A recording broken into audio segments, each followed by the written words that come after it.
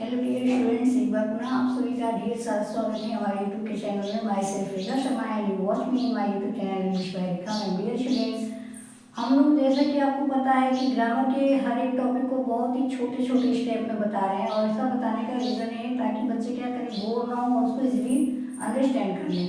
इसी क्रम में हम लोग पढ़ रहे हैं फॉर्मेशन ऑफ सेंटेंसेस, जिसका टॉपिक है सिंथेसिस ऑफ सेंटेंस। इसमें हमने simple according to structure there are three type of sentence, simple, complex and compound. मैंने आपको सिंपल सेंटेंस क्या होता है बताया था, कॉम्प्लेक्स क्या बताया था।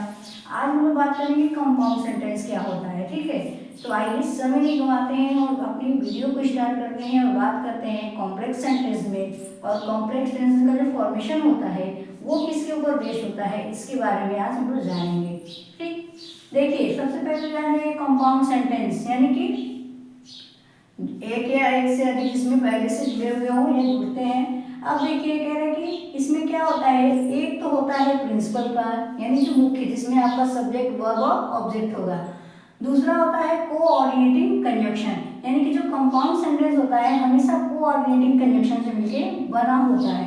ठीक है, मैंने यहाँ पर लिख रखा है कि जो कोऑर्डिनेटिंग क्लास होता है, यानी यही आपका कोऑर्डिनेटिंग क्लास है, ये कोऑर्डिनेटिंग कंजक्शन से मिलकर बना होता है। और ये पूरे आपके कंपाउंड सेंटेंस में जो आपके कोऑर्डिनेटिंग कंजक्शन है that take most important place for the formation of the sentences. ठीक है, तो हमने आपको सबसे पहले बताते हैं सम कोऑर्डिनेटिंग कंजक्शन क्या है।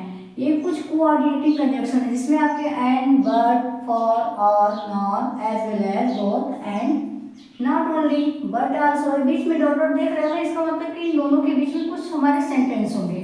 इसी तरह से आइदर, डॉट डॉट, यानी इस बीच में सेंटेंस है, फिर नाइदर प्लस सेंटेंस फिर इसमें नॉट, ये आपके हो गए कुछ क्या है कोऑर्डिनेटिंग कंजक्शन। ठीक है, लेकिन जो टोटल आपका कोऑर्डिनेटिंग कंजक्शन होता है ये 4 तरह का होता है। ठीक, और वो 4 तरह के, देखिए पहला आपका है कुमुलेटिव, जिसको संयोजक बोलते हैं, जो क्या करता है परस्पर दो कथनों को जोड़ता है।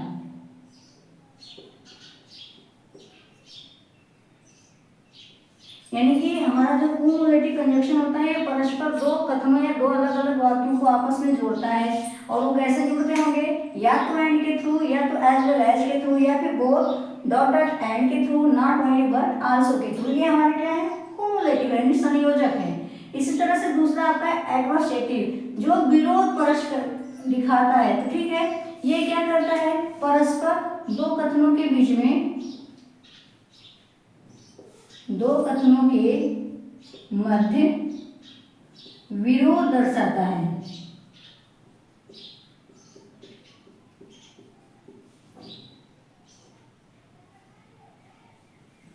ठीक है, यानी कि एडवर्सिटी जो होता है ये दो कथनों के बीच में क्या करता है विरोध दिखाता है। जैसे इसके जो मुख्य कंजक्शन होते हैं बैड, स्टिल, एट, हाउएवर और नेवरथलेस। इसी क्रम में एक तीसरा आता है अल्टरनेटिव, जो ये क्या होता है वैकल्पिक होता है, यानी कि ये क्या करता है विकल्प बताता है। और विकल्प क्या हो सकता है either or, either Rahul or Rohit, यानी कि ऑप्शनल लेता है। ठीक है, आइदर, जैसे हमने बोला either Rahul or Ram had done this work, या तो राहुल या तो राम ने इस काम को किया हो गया कर चुके हैं।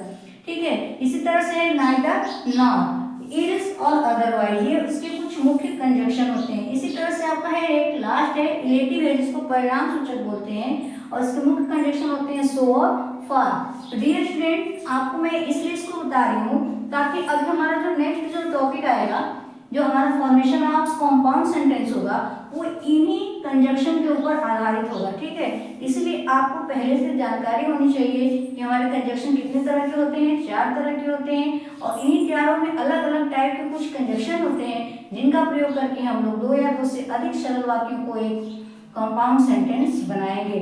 तो आज की वीडियो में इतना ही। हम लोग अपने अगले वीडियो में डिस्कशन करेंगे कि इन सेंटेंसेस का प्रयोग करके कैसे हम लोग अलग अलग वाक्यों को जोड़ेंगे। Till then, thank you.